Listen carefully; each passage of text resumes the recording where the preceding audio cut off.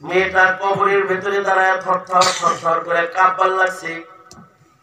তার মাথার চুলগুলো সাদা।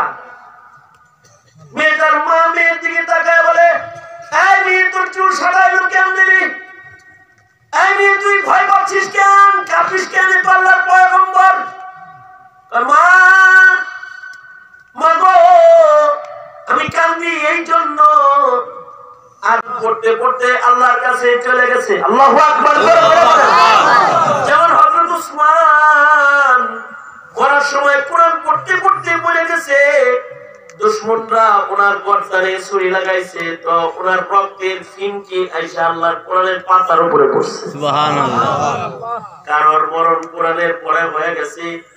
আর মির্জা গোলাম আহমদ কাদিয়ানীর মরণ হাঁটতে যায় বাথরুমে হয়ে গেছে। যদি কারোর মরণ বাথরুমে হয়, অথবা যদি মদের ঘরে হয়, অথবা যদি জেনার পরে হয়, তাহলে তার মরণটা কত ভিন্ন মরণ হয়। আর যদি কারোর মরণ জিকির করতে করতে হয়, তিলাওয়াত করতে করতে হয়, মসজিদের ভিতরে হয়, মদিনা শরীফের ভিতরে দেয়া হয়। আল্লাহু আকবার। মদিনায় গেছে আর মরণ হইছে। যদি কারোর মরণ হজে দেয়া হয়, মদিনায় চলে গেছে আর মদিনায় যায় মারা গেছে, সে বিনা হিসাব নবীর তলে চলে গেছে। সুবহানাল্লাহ। কারণ যার মরণ মদিনায় হবে তার কবরের আযাব নেই, সে হাসরে নবীর সাথে দাঁড়াবে। সুবহানাল্লাহ। নবীর সম্মানে সে সম্মানিত হয়ে যাবে। সুবহানাল্লাহ।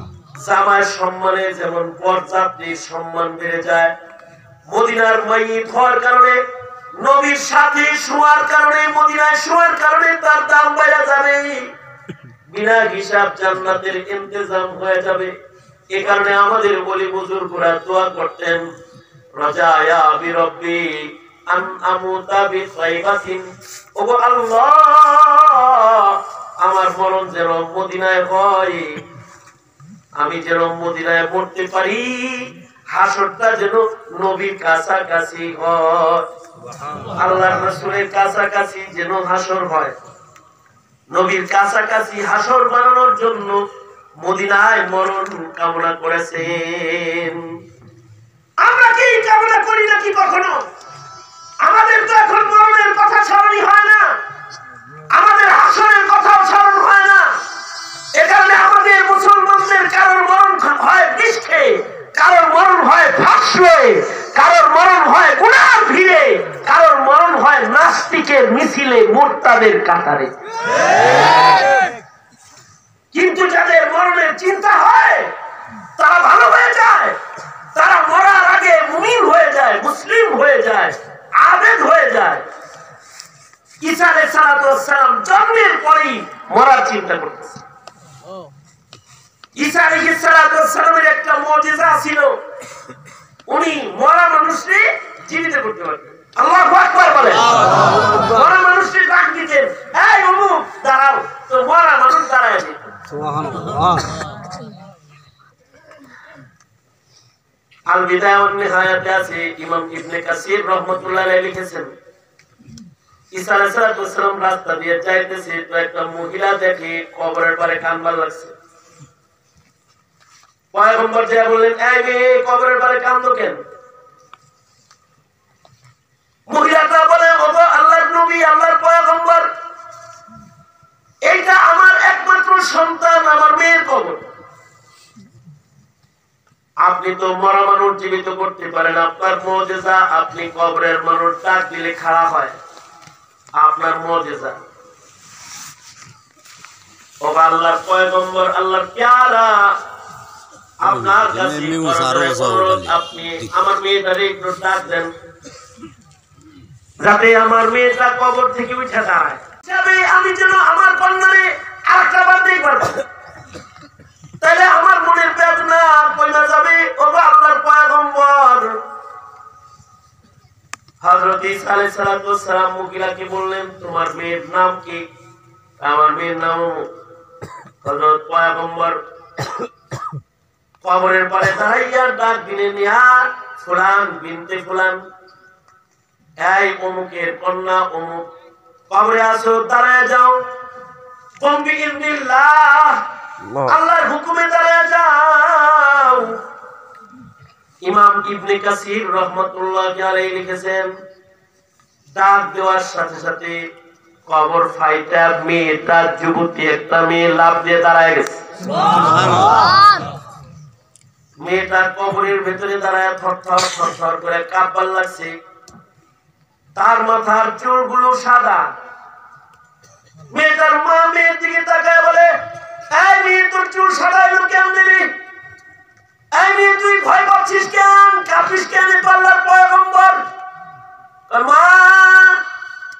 মা গো, আমি কান্দি এই জন্য আর ভয়ে কাঁপি এই জন্য মা গো, আমার মৃত্যুর সময় যে যন্ত্রণাটা আমার হয়েছে, ওই যন্ত্রণা আমার দেহের ভেতরে এখনো দাউ দাউ করে যন্ত্রণার আগুন জ্বলতেছে। এরই ফাঁকে পয়গম্বর ঈসা আমারে ডাক দিছে, কম্বিল্লাহ, ও মা, যেহেতু আমি জীবিত হইতেছি তাহলে আমার তো আবার মরা লাগবে।